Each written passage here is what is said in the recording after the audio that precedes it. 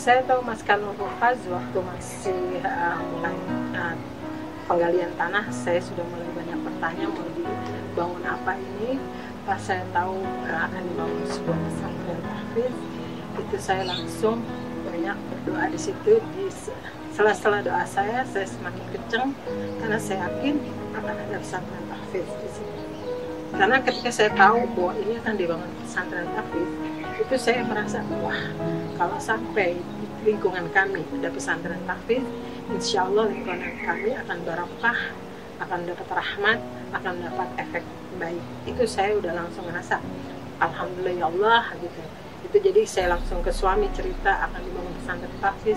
Terus saya cari tahu tentang Mas Kanur Hufaz dari lewat YouTube, lewat Instagram, dan saya langsung add, dan akhirnya saya banyak tahu tentang Mas Kanur Hufaz dari situ. Satu sisi saya ngerasa tadinya kan saya guru ngaji biasa ya, juga di sini tadinya anak-anak juga ngaji di rumah, terus ada juga yang belajar matematik atau pelajaran umum yang memang tanpa bayar, tapi juga pas usia semakin tambah, jadi ada rasa ingin membangun rumah tahfiz sendiri yang kebanyakan orang ya rumahan doang, tapi siap menerima anak-anak kampung yang mau menghafal gitu. Tadinya saya udah berniat seperti itu dari masih usia 40-an ya, 40-an, sekarang saya udah 47 tahun. Saya pun pernah mengungkapkan ke sahabat-sahabat saya bahwa saya akan menjadikan rumah saya menjadi rumah tahfiz kalau suami mengizinkan, karena kan saya itu rumah suaminya. Dan di situ jadi makanya saya ngerasa wah, ada pesantren tahfiz, ya udah insya Allah kita akan kecipratan barokahnya, rahmatnya. Ya udah, saya merasa udah emang udah waktunya Allah membawa rumah tahfiz ke daerah kami.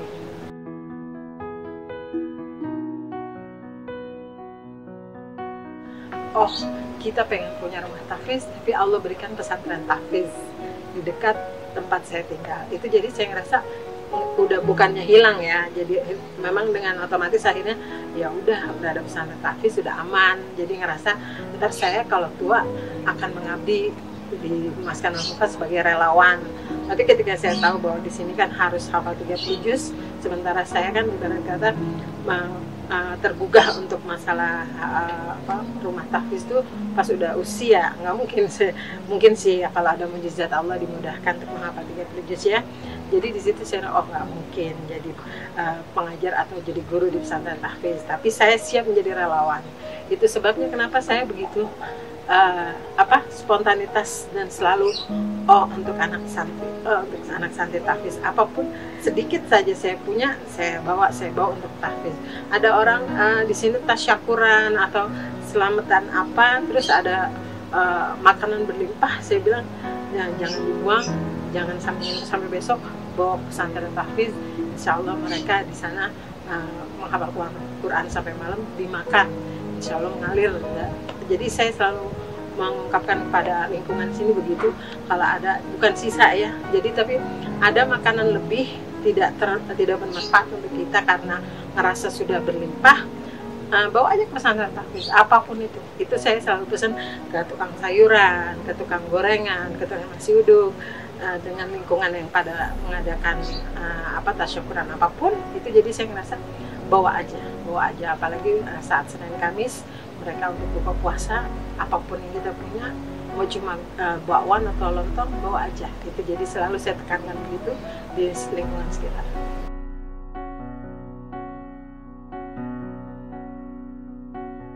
Karena saya sering dengar ya, memang saya kan selama ini memang sering ke majelis, tapi saya juga mengkaji ilmu lewat YouTube ya, lewat Adi Hidayat, Abdul Somad, Syekh Khalid Jaber, Khalid Basalam. Saya dengarkan semua, mayoritas selalu bilang apapun yang kita berikan buat tahfiz akan mengalir di dalam darah mereka. Jadi saya ngerasa apapun yang kita punya, meskipun hanya sesisir pisang, kardus aqua, kita berikan kepada mereka, mereka minum, mengalir dalam tubuh mereka untuk menghafal Quran, semua lafaznya, aliran darahnya semua untuk ibadah. Jadi saya selalu menekankan keluarga seperti itu. Jadi makanya saya ngerasa suatu saat saya punya rezeki berlimpah pun, saya akan pokoknya pesantren tahfiz. Saya udah nggak nyari yang jauh atau yang mana, karena yang rasa saya udah tahu Maskanul Hufaz dari awal anak-anak baru mulai ada di sini, mereka juga deket sama saya. Terus pas tahu bahwa orang ibu-ibu di sini boleh ngaji gratis, anak-anak boleh ngaji gratis, di situ saya langsung mensiarkan ke mereka, karena ngerasa ayo sama-sama membumikan Al-Quran. Insya Allah kan otomatis nanti lingkungan anak-anak saya bermain juga baik, karena saya tahu lingkungan. Jadi saya ibarat kata ada yang baik ada yang tidak baik. Tapi ketika kita mensiarkan anak-anak boleh ngaji di sini kan secara ekonomi agak rendah juga. Memang secara fasilitas rumah mereka bagus-bagus, tapi mereka rata-rata rumah aja yang bagus, mungkin karena peninggalan orang tua. Tapi kalau dari secara ekonomi dan penghasilan saya tahu mereka rata-rata kalau nggak cuma sebagai satpam, sebagai ibu rumah tangga atau pekerja rumah tangga, asisten rumah tangga. Jadi yang ibarat kata untuk sedekah bukannya mereka tidak mau, tapi keterbatasan keuangan mereka. Jadi ketika ada pesantren tahfiz yang memfasilitasi untuk belajar ilmu Al-Quran dengan gratis, udah pasti mereka akan mau. Karena mereka untuk infak sedikit agak tidak mementingkan. Kalau orang sini tidak mementingkan karena merasa buat makan aja udah cukup gitu, atau buat makan aja kurang. Jadi ibarat kata jadi untuk bersedekah agak kurang dikeluarkan atau sulit untuk dikeluarkan, karena mungkin mereka kan ilmu agamanya mungkin tidak mungkin seperti kita yang sudah memahami dalam keadaan sempit kita bersedekah kita akan semakin berkah. Itu kan kalau orang udah ngerti ilmunya ya. Tapi kan kalau orang yang belum ngerti ilmunya, untuk bersedekah dia dalam keadaan sempit itu pasti malah akan lebih sulit atau lebih susah mengeluarkan. Tapi kalau saya prinsipnya sedekah sedikit ketika kita sempit kan akan semakin berkah. Itu kan kalau orang udah tahu ilmunya. Kalau belum ya udah pasti akan semakin boro-boro untuk bayar gitu. Jadi mereka juga kira atau merasa bahagia karena ada difasilitasi dan free ya. Tapi insya Allah mereka juga tetap bersedekah meskipun masih sedikit ya. Tapi mereka insya Allah continue.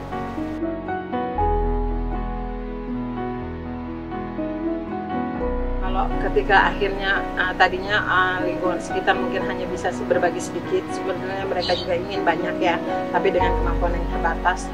Tapi di sela-sela doa saya, bukan saya maksud mengemukakan amalan saya, tapi saya dalam tahajud saya, tiap waktu saya berdoa selalu, ya Allah berikanlah keberkahan rezeki. Keberkahan rezekinya itu saya selalu berharap supaya saya bisa bersedekah, berinfak, beramal jariah, dan membantu keluarga yang membutuhkan atau saudara yang membutuhkan, sama muslim ataupun tetangga. Tujuan hidup saya untuk bisa berkah seperti itu, tidak berharap kaya, tapi mungkin di sela-sela doa saya yang berulang-ulang tiap waktu dan di malam tahajud saya, mungkin Allah mendengar. Memang saya selalu bilang pada suami, mungkin suatu saat nanti kita tua, Allah akan berikan keberkahan tanpa kita bekerja keras, tapi Allah kasih rezeki yang cukup berkah. Sekarang saya merasa sudah berkah, tapi untuk harta yang berlimpah belum. Jadi akhirnya mungkin ini yang Allah berikan tuh berlimpahnya lewat orang lain. Dan orang lain itu mempunyai hati yang sangat mulia juga. Ternyata dia melimpahkan juga untuk sebuah pesantren. Jadi di situ yang kita minta keberkahan rezeki supaya bisa beramal jariah atau bersedekah, tapi tidak lewat kita. Karena saya terus terang untuk membantu dengan uang puluhan juta pun ibarat kata belum mampu untuk pesantren tahfiz.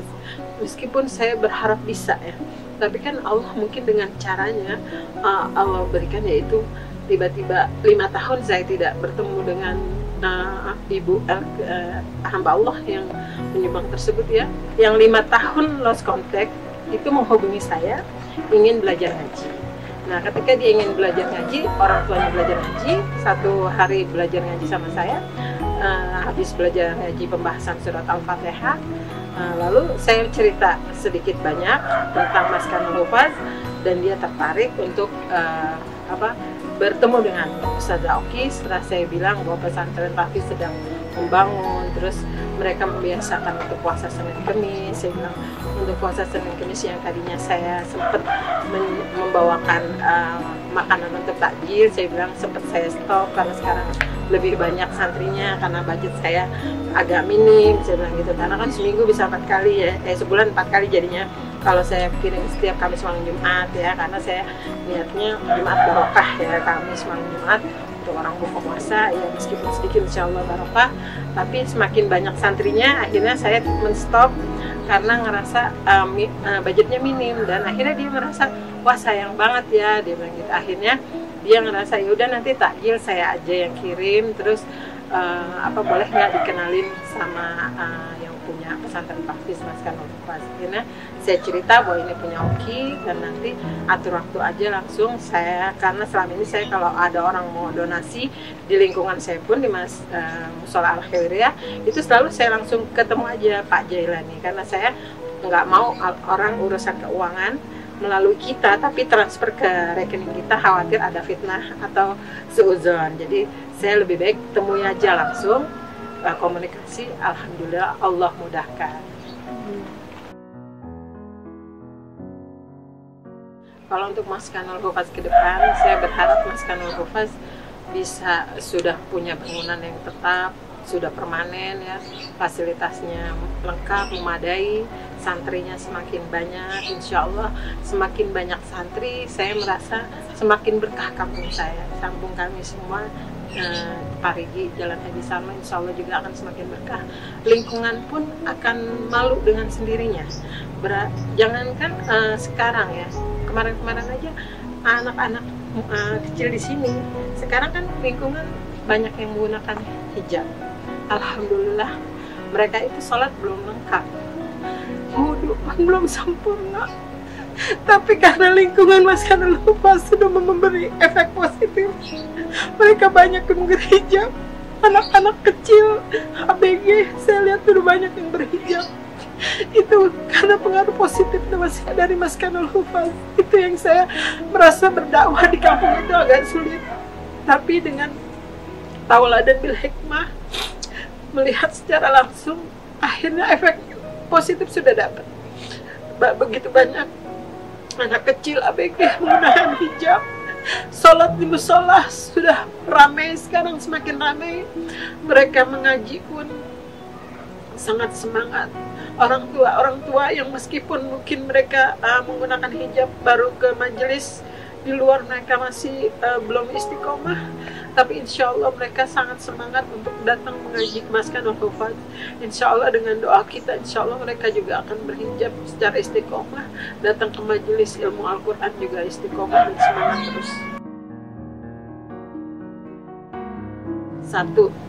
Dua orang sudah mau menjadi donatur Mas Kanul Hufaz. Insya Allah kedepannya dia juga banyak relasi, habluminanasnya juga baik. Harapan saya semakin banyak yang menjadi donatur.